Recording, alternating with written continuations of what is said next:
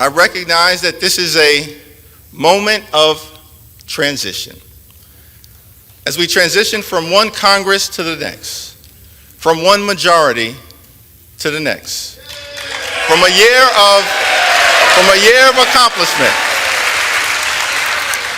of accomplishment to a year of ambiguity, a moment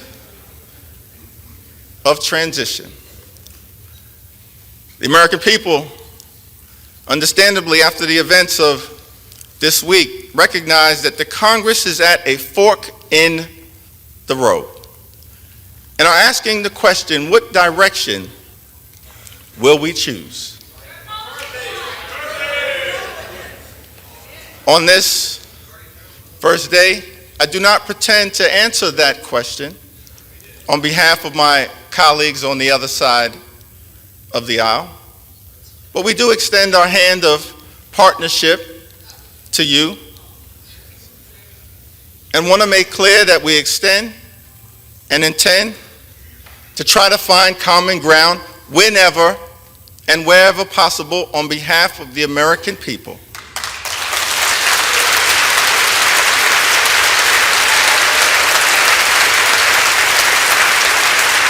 Not as Democrats, not as Republicans, not as independents, but as Americans.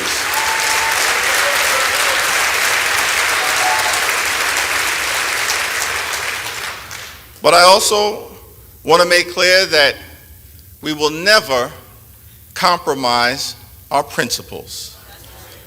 House Democrats will always put American values over autocracy, benevolence over bigotry, the Constitution over the cult, democracy over demagogues, economic opportunity over extremism, freedom over fascism, governing over gaslighting, hopefulness over hatred, inclusion over isolation, justice over judicial overreach, knowledge over kangaroo courts, liberty over limitation, maturity over Mar-a-Lago, normalcy over negativity, opportunity over obstruction, people over politics, quality of life issues over QAnon, reason over racism, substance over slander, triumph over tyranny, understanding over ugliness, voting rights over voter suppression,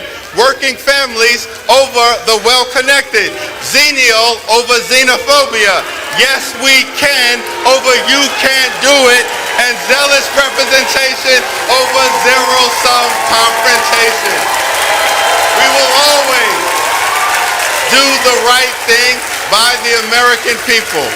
So let us not grow weary of doing good, for the American people will reap the benefit of the harvest if we do not give up.